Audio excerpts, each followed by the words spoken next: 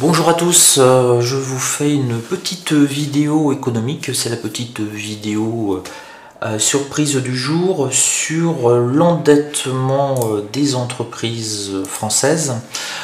C'est quelque chose, et de manière plus générale, l'endettement des entreprises à l'échelle du monde. On va voir de manière plus précise par rapport à la France, pourquoi la France est parmi les pays qui ont les entreprises les plus endettées. Alors c'est quelque chose qui me paraît très important parce qu'on parle systématiquement de l'endettement des États, donc pour justifier ou non des efforts à faire sur on va prolonger les retraites, on va allonger l'âge de départ à la retraite, etc. Ça c'est lié, si vous voulez, à la dette de l'État. Alors c'est la dette sociale de l'État, mais l'État paye les fonctionnaires les retraites. Donc on parle toujours de ça, de ce déficit abyssal qui grossit d'année en année, dans le cas de la France en tout cas, parce que certains pays réduisent leur déficit. On parle toujours aussi de l'endettement des particuliers, ce qu'on appelle l'endettement des ménages, le surendettement, etc. Mais on parle rarement de l'endettement des entreprises, donc c'est pour ça que je voulais vous en parler aujourd'hui. Si ces petites vidéos, alors ça va durer à peu près un quart d'heure, parce qu'on a une stat importante à 14h30 aux États-Unis, donc je vais être bien focus dessus. Si ces petites vidéos vous plaisent, n'hésitez pas à mettre des petits pouces, c'est toujours très plaisir, parce qu'il n'y a pas de publicité ou autre sur ces vidéos. Donc je prends pour base un graphique du site Statista qui est en libre droit.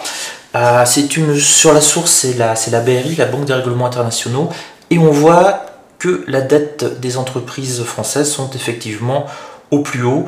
On est en pourcentage du PIB par habitant, enfin par pays, pardon. Donc la dette de l'ensemble des entreprises françaises, alors quand on dit entreprises françaises, c'est pas que le CAC 40, c'est votre boulanger, c'est votre restaurateur, c'est absolument l'ensemble des entreprises. Elles représentent 153% du PIB. Donc là aussi, petit détail, on dit toujours que si on arrive à 100% du PIB, c'est le cas de la France, au niveau de l'endettement de l'État, c'est une catastrophe. On a 153% sur l'endettement des entreprises. On a deux pays asiatiques qui sont aussi extrêmement endettés au niveau des entreprises, la Chine et le Japon, mais on verra que c'est pas du tout pour les mêmes raisons que la France. Et puis on a des pays qui peuvent être comparables à nous, le Royaume-Uni, les entreprises sont 2 fois moins endettées, les États-Unis pareil 2 fois moins endettées, l'Allemagne presque 2 fois et demi moins endettée, et puis on a des pays comme l'Indonésie où il n'y a quasiment pas de dette par rapport au PIB, et donc on a vraiment des chiffres qui sont extrêmement différents. Alors la question qu'on peut se poser, pourquoi les entreprises françaises sont les plus endettées au monde et quelles en sont les raisons? Il y a la bonne dette et il y a la mauvaise dette. Ça, vous avez dû l'entendre en permanence en économie, et c'est vrai. Vous avez la dette où vous empruntez pour survivre, parce que vous finissez pas les fins de mois et vous avez besoin d'argent, coûte que coûte, pour manger. Ça peut être le cas pour certaines entreprises qui s'endettent pour payer les salaires et pour payer les charges sociales, pour essayer de survivre. Vous avez la bonne dette. La bonne dette, c'est la dette d'investissement. C'est je suis chef d'entreprise, mon entreprise va extrêmement bien, et puis je vais m'endetter, je vais emprunter 2 millions d'euros pour racheter un concurrent, pour ouvrir 2 ou 3 succursales dans d'autres villes, pour financer mon expansion à l'international. Donc la véritable question, c'est est-ce que la dette française, que la dette des entreprises françaises, c'est de la bonne ou de la mauvaise dette? Alors, c'est pas de la bonne dette côté français, c'est vraiment de la mauvaise dette, de la dette entre guillemets de survie. Je ne sais pas si vous connaissez un peu les milieux des commerçants ou des choses comme ça, mais dites-vous que 80% de vos petits commerces locaux, et ça représente des masses incroyables si on les additionne, sont à peu près endettés ou surendettés. Ils ne tiennent que grâce aux banques qui leur prêtent à des taux, etc., etc. Donc c'est le but des banques. Si vous prêtez 100 euros, ils vous disent ok, mais vous me rendez 101,50 € d'ici 6 mois par exemple, pour un prêt à 3%.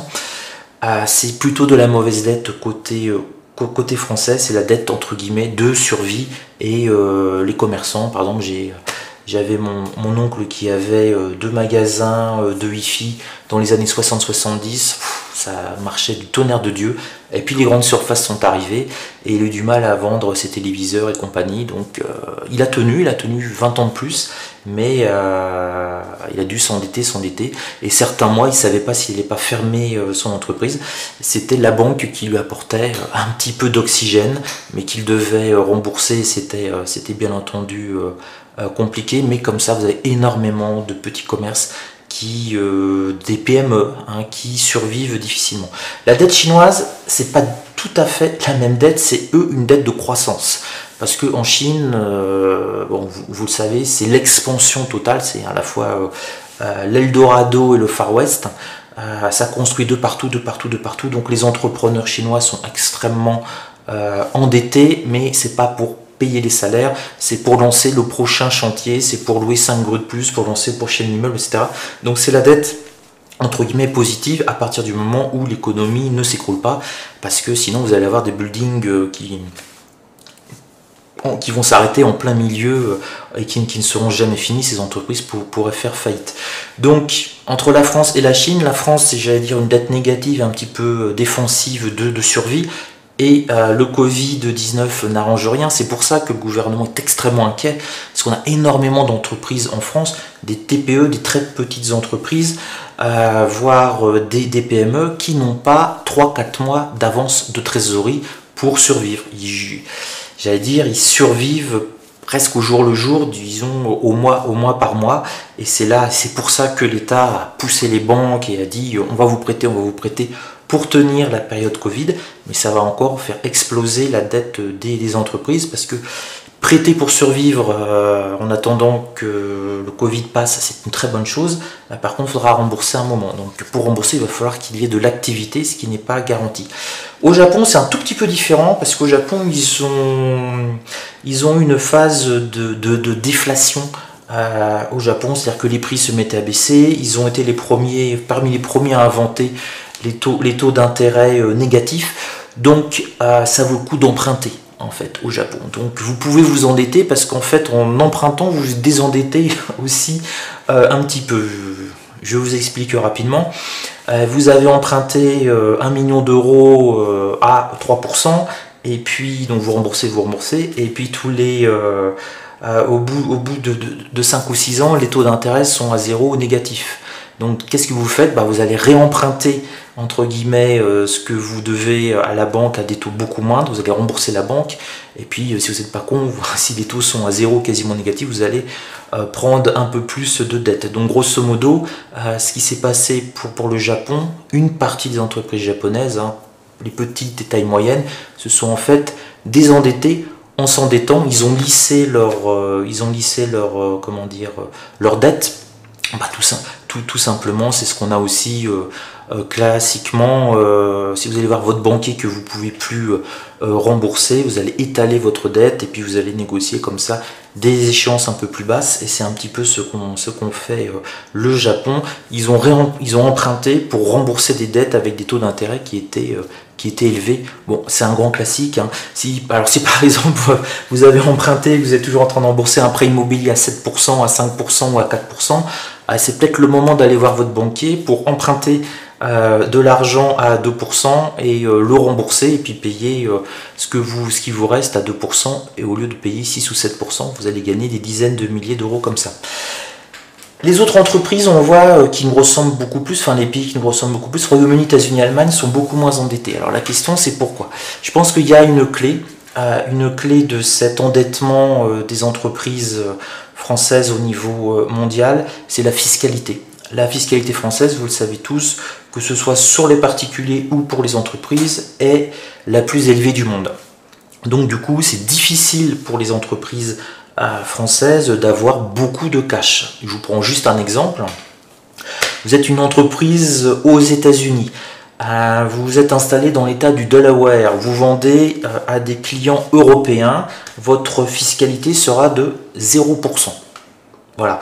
C'est pour ça que toutes les entreprises américaines ont au moins une filiale au Delaware pour vendre aux clients européens, africains, asiatiques. La fiscalité est de 0% dans ces cas-là au Delaware parce que ce sont des clients extérieurs. Le Delaware est un paradis fiscal pour entreprises américaines ayant des consommateurs à l'étranger. C'est pour ça que si vous prenez n'importe quelle entreprise, on va dire par exemple l'entreprise X, et bien vous verrez qu'elle peut avoir un siège social dans la Silicon Valley, mais qu'elle a généralement, dans 99% des cas, aussi un siège, une filiale dans le Delaware, notamment le service client européen. Comme ça, il touche 0. Donc, qu'est-ce que ça veut dire? Et pareil, le Royaume-Uni, fiscalité très basse. L'Allemagne, fiscalité élevée sur les entreprises, en apparence. Parce qu'il y a pas mal de petits astérix et il y a pas mal d'aides de l'État. Voilà. Bon, en France, on a le crédit impôt innovation, qui est plutôt pas mal, mais toutes les entreprises ne peuvent pas en bénéficier. Donc, si j'en prends une entreprise française qui fait 1 million d'euros de bénéfices, elle va, une fois qu'on a retiré les charges sociales, les impôts et tout, elle va payer environ 55%. Bon, je ne rentre pas dans les détails, ça dépend de tel type d'entreprise et tout, mais il va rester grosso modo 450 000 euros en cash pour l'entreprise. Là-dessus, les actionnaires n'ont pas été payés, etc., mais il va rester 450 000 euros pour l'entreprise française. Pour le même boulot, l'entreprise américaine au Delaware aura 1 million d'euros. Donc plus de 2 fois plus. Et vous cumulez ça pendant 2, 3, 4, 5, 10 ans. Ben vous avez l'entreprise française au bout de 10 ans qui a à peu près 3-4 millions d'euros de côté. Et l'entreprise américaine, en faisant exactement le même job, elle va pas avoir 3 à 4 millions d'euros de côté, elle va en avoir 10 millions d'euros de côté. Donc vous voyez, il y a un effet mécanique. En fait, le système français veut que l'État prélève plus pour redistribuer. Alors la question c'est, est-ce qu'il redistribue bien, est-ce qu'il redistribue mal? Ça, c'est une question que l'on pourra voir dans des prochaines petites émissions. Mais du coup, ça fragilise beaucoup les entreprises françaises qui manquent de cash, tout simplement. Et donc, qu'est-ce qu'elles font? Eh bien, elles vont aller voir les banques pour s'endetter. Donc on a un système où l'État prélève beaucoup, les entreprises françaises sont un petit peu fragilisées. En cas de un gros client qui fait un impayé, un gros client qui annule une commande, ou en cas de Covid, bah pour survivre, elles vont s'endetter auprès des banques, ce qui les rend dépendantes. D'autres pays, type la Russie, enfin surtout la Russie et les États-Unis, ont plutôt une fiscalité extrêmement basse pour les entreprises, voire 0% dans certains États. Et l'idée pour eux, c'est que les entreprises aient un maximum de cash pour qu'elles soient plus fortes en cas de crise. C'est elles qui vont survivre, et puis c'est elles qui vont racheter en fait les grosses entreprises étrangères parce qu'elles ont du cash. Si vous avez 10 millions de dollars, en cash, vous allez pouvoir acheter un concurrent, vous allez pouvoir mettre 6 millions de dollars sur la table sans aucun problème. L'entreprise française, au bout de 10 ans, qui aura réussi à mettre 4 millions de dollars, elle ne pourra pas racheter le concurrent. Si elle le fait, elle va avoir plus rien en trésorerie, elle va devoir s'endetter, alors que l'entreprise américaine peut l'acheter cash et en ayant encore beaucoup de fonds de roulement, en ayant encore 4 à 5 millions de dollars sur ses comptes. Donc voilà, il y a ce problème en fait de concurrence fiscale. C'est pour ça que la France n'arrête pas de dire que, le gouvernement français n'arrête pas de dire que les autres pays font du dumping fiscal, etc. Non, les autres pays appliquent leur politique fiscale. Il s'avère que la France a la politique fiscale sur les entreprises et les particuliers la plus élevée du monde. Donc on ne peut pas exiger que 195 pays dans le monde augmentent de manière incroyable leur fiscalité pour essayer de nous ressembler. Voilà, personne ne veut ressembler à la fiscalité française, donc on n'est pas un exemple entre guillemets là-dessus. On a un exemple sur la redistribution, parce que l'État a beaucoup d'argent, et on verra donc qu'il y a beaucoup, dans une petite émission, qu'il y a beaucoup moins d'inégalités en France, contrairement à ce que l'on croit, que dans tous les autres pays. Mais on a un talon d'Achille qui sont les entreprises françaises. Je voulais en parler, vraiment c'est important, puisque finalement la seule action que l'État a fait liée au Covid-19 pour soutenir les entreprises françaises, ça n'a pas été de baisser leur impôt, ça n'a pas été de réduire leurs charges sociales, bon, sauf entre guillemets pour des micro-secteurs, mais ils vont quand même payer à la caisse dans un an ou deux. ça a été de réendetter les entreprises françaises en leur disant demandez aux banques, on est derrière vous et vous allez vous réendetter. Et là, on a un petit peu une sorte de machine absolue. On reverra dans un an, en 2019, 153% du PIB d'endettement pour les entreprises françaises.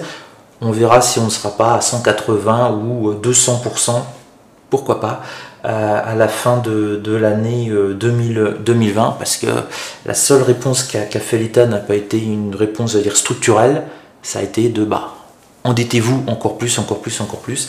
Et c'est pour ça que les tribunaux de commerce, enfin de ce que j'en sais, de ce qu'on m'a dit, commencent à être un petit peu débordés. Et ça, c'est vraiment une très mauvaise nouvelle, parce qu'on a des faillites en chaîne, il n'y a pas de trésorerie, on ne peut pas tenir le choc. Et certains chefs d'entreprise baissent les bras aussi, ils ne veulent pas en plus se surendetter, et donc ils laissent un petit peu tomber. Donc là, ça représente vraiment, vous voyez, les mêmes chiffres entre la France et la Chine. D'un côté, ça peut présenter une situation un peu dramatique d'affaiblissement, et de l'autre, comme la Chine, une situation extrêmement dynamique, mais ça reste quand même fragile, entre guillemets, sur la Chine. Ça fonctionne très bien. Tant qu'il y a la croissance, tant que l'immobilier booste à fond en Chine, c'est surtout sur l'immobilier, etc. Si un jour il y a une crise immobilière en Chine, ils vont prendre cher aussi. Et c'est là où les entreprises endettées, positivement, vont se rendre compte que avoir la dette, ça reste quand même un petit peu, quoi qu'il arrive, négatif. Ça, c'est le paysan qui parle, où le but d'un paysan, c'est d'avoir aucune dette pour ne pas être dépendant. Voilà, je vais arrêter là parce que dans 12 minutes, on a la statistique américaine. Je pourrais vous en parler pendant des heures, mais je ne veux pas non plus vous saouler. 15 minutes, c'est déjà super bien. On se retrouve dans 45 minutes à 15h pour le USA Pre-Market. On va analyser les différents niveaux possibles, notamment sur le Nasdaq. N'hésitez pas à vous abonner à la chaîne pour recevoir les petites alertes quand je fais les vidéos qui sont toujours en direct. Et puis, voilà, et mettez des petits pouces, c'est cool, c'est encourageant. Allez, portez-vous bien et à très vite, à 15h en tout cas. Ciao!